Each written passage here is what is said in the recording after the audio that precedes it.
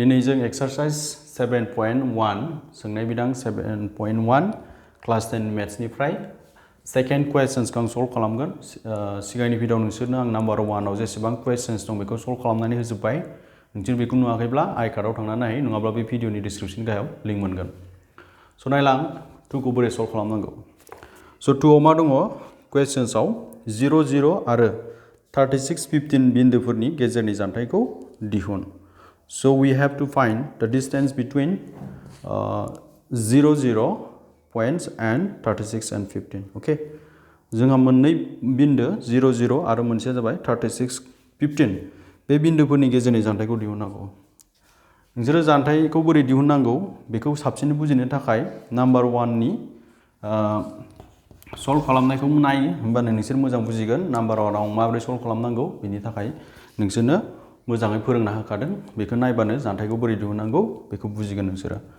अब्लाबो आं नोंसोरनो फर्मुलाखौ खोन्थानोसै। जायखिजाया मोननै बिन्दोनि गेजेरनि जानथाय दिहुननाय फर्मुलाया, साप'ज बेयो x1 y1 बिनि थावनि बिसाना, नैबेनि थावनि बिसाना x2 y2। अब्ला बे मोननै बिन्दोनि गेजेरनि जानथायखौ दिहुननोब्ला, बेनिफ्राय बिसिमखौ दिहुननोब्ला फर्मुलाया मामोन? x1 minus x2 whole square y1 minus y2 whole square. बे जायखिजाया मोननै बिन्दोनि गेजेरनि जानथाय दिहुननाय फर्मुला, फार्स्टनिजों फार्स्टखौ माइनास खालामनांगौ, सेकेन्डनिजों सेकेन्डखौ माइनास खालामनांगौ। अके, होमबा बेवहाय जोंहा माखौ दिहुननांगौ? मोननै बिन्दो दङ, मोनसेया जाबाय 0,0, मोनसेनि थावनि बिसाना बेसेबां? 3,36, and 15। बे मोननै बिन्दोनि गेजेरनि जानथायखौ सोंदों। जों बे फर्मुलाखौ बाहायगोन। होमबा नाय, 0,0 आरो मोनसे जाबाय 36,15। अके, बिन्दोफोरनि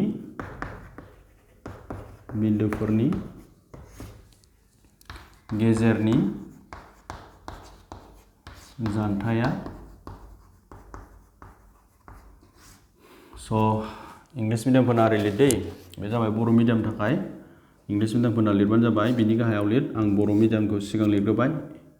द डिस्टेन्स, बर' मिडियामफोरना इंलिशनिखौ लिरनाङा। द डिस्टेन्स बिटुइन द पॉइंट्सखौ लिरलायलायाबाबो जायो, डाइरेक्ट लिरबाबो जायो, जिहेथु जों मिथिखायो बे पॉइंट्स होननानै। 0, 0 and 36,15 is। स' नाय, जों बेखौ बोरै दिहुनगोन? जों बे फर्मुलाखौ बाहायगोन।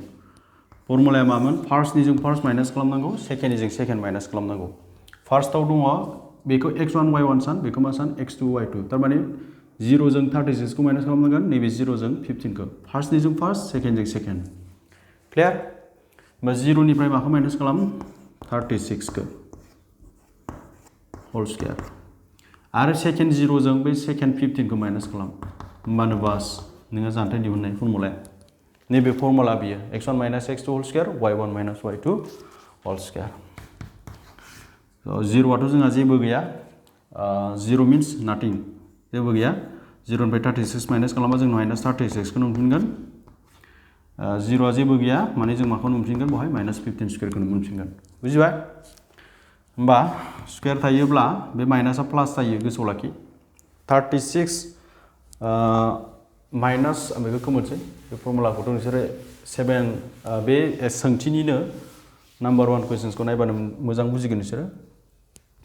दानिया आं बुजायनि, माइनास 36 होल स्क्वायर माने माखौ होनाय जायो? माइनास 36 इन्टु माइनास 36 बेखौ बुंनाय जादों। स' माइनासजों माइनास सानजाबो मा जायो? सिना प्लास जायो, गोसोआव लाखि, बेखौ मिथिखायो नोंसोरो। दाना जों 36 इन्टु 36 सानजाबनि माल्टिप्लाइ खालामनि। 36 इन्टु 36 जों बेसेबां जायो? 6, 6, 36, 18, 19, 20, 21। अके, 18, 9, 10, 6, 9, 2, 1, 1296। स' जों बेवहाय बेसे मोनखो? 1296। 15 square. Okay, what is minus 15 square? थिग बिदिनो माइनास 15 स्क्वायराबो बेखौनो बुजायदों। माइनास 15 इन्टु माइनास 15, माइनासजों माइनास प्लास 225 मोनगोन जोङो। अके, चेक खालामनि नंगौना नङा आं गोसोआव एसे दङ 225 बायदि मोनदां या 225 बेखौ चेक खालामफिनि 6 6 आ 36 3 थाबाय 18 21 18 ओके थिगानो होमबा बेसे मोनो महाय 225 बिसोर मोननैजों प्लास खालामसै जों दानिया 1296 जों 225 प्लास खालाम 6 plus 5 11 9 to 11 10 2 2 4 5 1 5 0 1 1 5 0 1 ओके एन्सारखौ बावनो दोनदों नामा जों check खालामनि number 2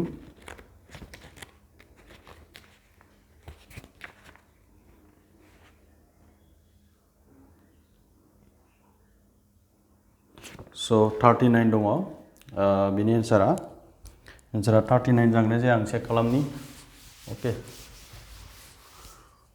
39 into 39 9 into 9 81 9 into 3 27 27 plus 8 35 3 9 जा 27 3 3 9 10 11 1 5 so I think it is miss 39 5 7 12 3 4 5 1 5 to 1 something is mistake बहाय एसे मिस्टेक जाबाय जोंहा सरि बेयो मा जानांगौ 21 जानांगौ 1 5 to 1 okay 1 5 to 1 so 1 5 to 1 नि जायगायाव जों मा लिरनो हायो 39 स्क्वायर लिरनो हायो मा लिरनो हायो 39 स्क्वायर लिरनो हायो गोसोआव लाखि दे 39 स्क्वायर माने 39 into 39 जों मा मोनो 1521 मोनो ओके होमबा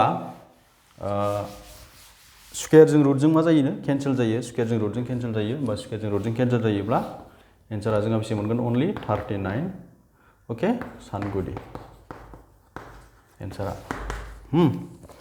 बेनो बिसोरो बुंदोंमोन जानथाइखौ दिहुनजेनदोंमोन जों जानथाइखौ मोनबाय बेनिफ्राय बिसोरो आरो बुंबावदों 7.2 आव सावरायनाय ए आरो बि मोननै बिन्दोनि गेजेरनि जानथाइखौ दिहुननो हागोन ना होनना सोंदों स' बेखौ नोंसोर दिहुनना लादो ओके स' नेक्स्ट भिडिअ'आव आं नोंसोरनो नाम्बार 3 खौ सल्भ खालामगोन बिनि थाखाय नोंसोर आंनि बे चेनेलखौ साबस्क्राइब खालामाखैबा चेनेलखौ साबस्क्राइब खालामना लाबानो जाबाय